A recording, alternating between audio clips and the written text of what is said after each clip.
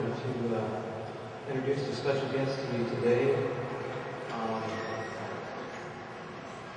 Certainly a man who has one of the more difficult jobs here in the state of Indiana, and one that the Indiana National Day of Prayer has made a great effort in lifting up him and our legislature and all those in authority across our state and all of our 92 counties. Made some great benefits that I can certainly make note of as I've been paying close attention to the things that happen in our state in regards to the Office of Faith-Based and Community Initiatives. And most recently, I was delighted to cover the knowledge of a new license plate that's going to be made available next year in our state. In God we trust. Certainly awesome.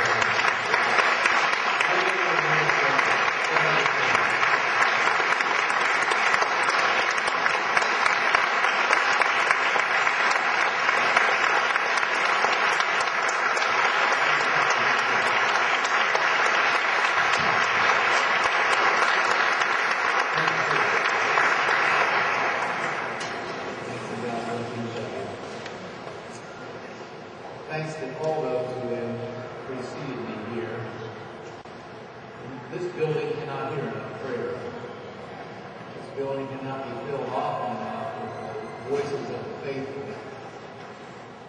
We have sought in our pre-stewardship to encourage, urge, welcome people of every faith, people who worship God by whatever name, to come here and to come here more often. And to remind each other and remind those who are here on location that ours is a nation founded on faith. And that, as was said, a free society cannot prosper, cannot last, if it loses its moorings from the one who gave us freedom in the first place. You know, this is a beautiful building. And a source of pride, I hope, to all our citizens. But it is a source of pride, I think, sometimes in a less positive way. It's surrounded by all this beauty, this grandeur, filled on most days with people who come to plead, people who come to flatter, people who come to nurture the sense of self-importance that we all know is among the deadly sins. This is too often a place of the pride with which we must all grapple every day.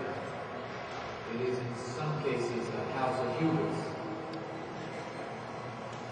And it encourages two of the conceits to which we all, as fallen people, are all too prone. It encourages people who work here sometimes to believe that they can solve all problems, and that it is given to them, to us, to make all well in a world in which so much is not well. And worst of all, it can, in all its grandeur, for all the people who come to seek favor here, encourage the worst conceit of all. And that is the belief that it is man that is at the center of events and not our Maker. So this last hour has been the best hour of my week. And I suspect that many of you. And particularly at the many moments in which the word humility was invoked. Cannot be used too often in this place. Most often when I hear it here, I suspect the sincerity of the person using it. The Proverbs, echoed by James, told us that God resists the proud but gives grace to the humble. And prayer, therefore, is really needed here because for most of us, in our sinful and fallen state, it is in prayer, maybe nowhere else but in prayer, that we are finally honest, that we finally confront our own shortcomings and finally confess our own fallen nature, all the ways in which we come short, not just of the perfection which appeared but once on this earth, but of the potential goodness in us. And so prayer must be a part of every day, and how useful that Tom and others have helped us to create this National Day of Prayer to remind us of that. What a proud thing in the best sense, if it's true that our state is the only state in which these meetings are taking place in every single county.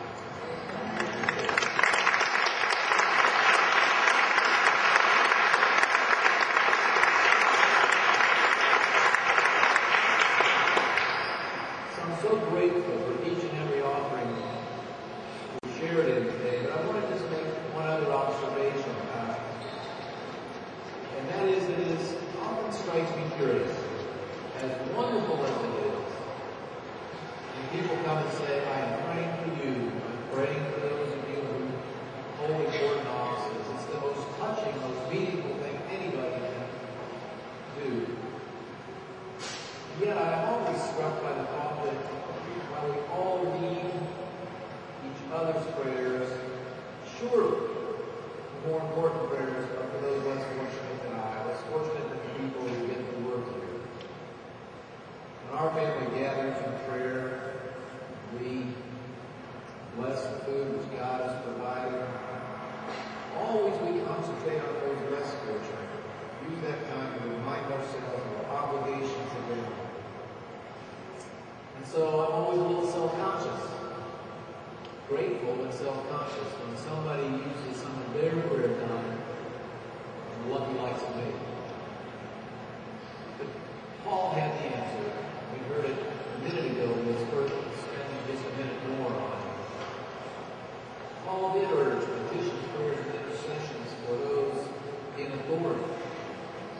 But please note, at least as I read it, it was not for their own sake. Not praying for the benefit of all those in authority. Why did he ask for such prayer as we gave today? He said, so that we might lead tranquil and quiet lives in all godliness and dignity. His prayer was for those in authority to conduct themselves in a way so that the truly important things, those things that happen outside this world, might work better, so that people might live peaceful lives. Peace, not just with each other, but with themselves and their own hearts, and with their relationship with their Maker.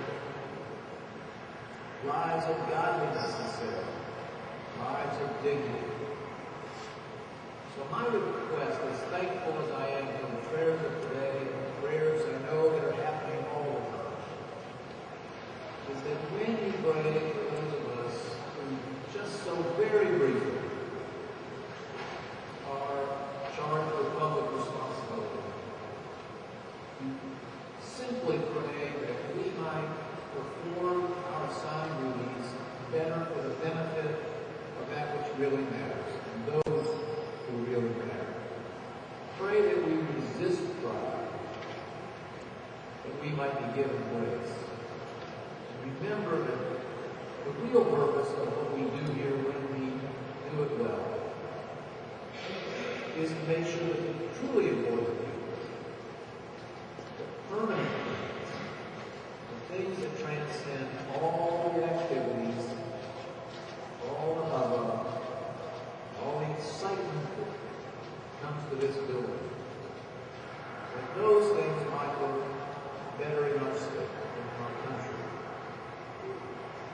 And that we never forget that the truly lasting work of this place must be reflected and have its full operation in the churches, in their homes, and in individual hearts of each citizen of our state, as they make their own peace with the God who made us